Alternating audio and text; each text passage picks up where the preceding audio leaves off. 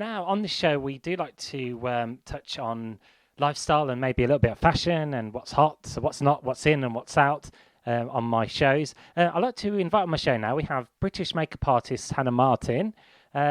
We should have her on the line. How are you, Hannah? I'm very well, thanks. How are I'm you? good, thank you. Yes, there we are. Good to see you. And today we are talking about how the most iconic beauty trends of all time are revealed. That's And it. and over to you now. Firstly, can you explain more about what this survey says? Yeah, so I'm delighted to have partnered with Centre MK on this piece of research because I think, for many of us, lockdown has been a strange time where some of us either haven't worn any makeup at all, or some of us have really experimented and gotten involved with all of the virtual kind of masterclasses that are going on. But it's really interesting to see the top 30 trends from here in the UK, because some are totally expected. So number one, we've got red lipstick, we've got smoky eyes, but then we've also got things on the list like colourful eyeshadow and microbladed eyebrows and contouring, which are trends that I don't think everyone's tried. Okay, great. The red lipstick, that's a classic, isn't it? Yeah. Absolutely.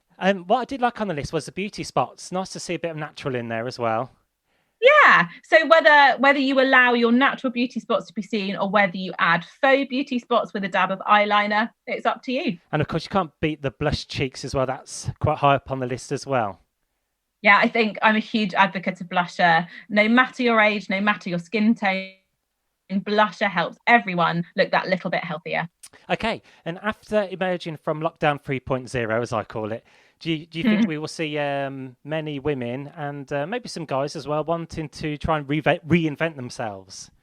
Oh, definitely. I think, we've had a lot of time for reflection whilst we've been in lockdown. And I think some people will have tired of maybe their style and their look before we went into lockdown. Others might just have more of a relaxed approach to life now, or maybe more of a seize the day, seize the moment attitude. We've learnt that life's too short. And now really is the time to just experiment and use makeup more than just as a Yeah. functional uniform, but maybe as a moment to experiment and have some fun. Yeah. So Carp Diem sees the day. That's Yeah, the yeah, one. yeah. That's Okay, the one. great. And what are your thoughts on makeup tutorials online? They have shot up loads on, say, like the social platforms, and have they kind of revolutionized this reinvention? Completely. And it was only a couple of years ago, and at least in my youth, I didn't have access to any of this kind of Yeah. information. I went to Blackwell's bookshop in Oxford and I sat on the floor and I fingered the one or two Yeah. makeup books that they had. Whereas now we have got a wealth of information at our fingertips. So any one of these 30 trends, you can put it into Google, you can search the hashtag on Instagram, you can pop it into YouTube, and you have, an enormous amount of video content and educational tutorials showing you how to recreate At your these think, looks. yeah, at your fingertips, then, yeah. I think what I'm most excited about there, actually, Danny, is the idea that now that we're easing out of lockdown, we can now go to places like Centre MK that are, full of brilliant beauty houses, and we can go and we can speak to trained professionals and ask their advice. How did they think we can achieve these looks at Yeah. home? I wanted to ask because I chatted to my sister today about department stores as well. Sad to see them closing. But, going to the department stores, she was saying that you can't beat the one-to-one interaction with, the advisors, to give you that 100% advice. That's it. It's so valuable. You can find a product. I'm looking here at trend number 10, thick mascara. You can find a trend that you like the look of. But actually, if you go and speak to a makeup artist or a consultant who is trained in that particular product, they can assure you whether it's the right formula for you, if it's the right brush size for your skill set. Really, it's they are the wealth of knowledge and they are trained in each and every one of these products. So there's so much more confidence, I think, when you purchase having sought advice from an employed professional rather than simply being inspired by stuff online. But the more personal touch, I think, is key. Well said there. Back to the study now. We found that, or this survey found, makeup wearers have tried an average of 8 beauty trends in their lifetime. Yeah, and it's interesting. I think a lot of it also suggests that lots of people experiment kind of when they're much younger, but I think that's totally natural as we try and, when you're a teenager, you're trying to form your identity, aren't you? You're trying to create your look and you're experimenting with your style. And I hope this piece of research inspires people to try a couple of others that they maybe haven't tried before. Yeah, and you did mention people experimenting with makeup at a much younger age. What's the kind of average age this survey found? So I think it's around 15. 15, right. So really quite young. And I think I've learned certainly through my career that often people tend to experiment with makeup when they're younger, kind of find a look that they're confident with, and then sometimes don't change that, even though their phase of life changes dramatically in, say, the next 20 years. And actually sometimes it can take a little bit of a hair and makeup update to really modernize your look and often make you look that little bit more youthful. Great. And a couple more questions now, a bit on pop culture now. What iconic styles in pop culture have been inspirational?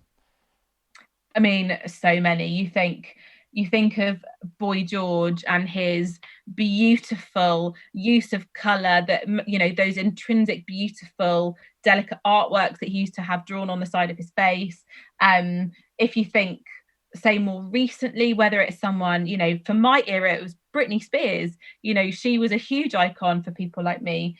You've got Grace Jones in the 80s with her very angular kind of contoured look.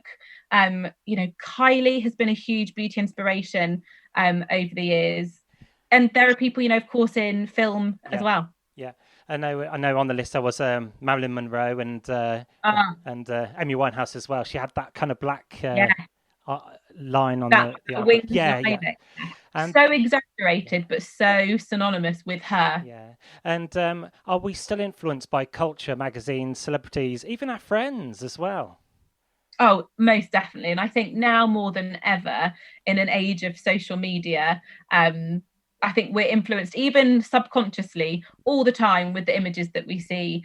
So if we are looking at and scrolling through just, the people who we admire, I think it's only natural that we then aspire to replicate the kind of looks that they put out that we like and that we identify with, more importantly.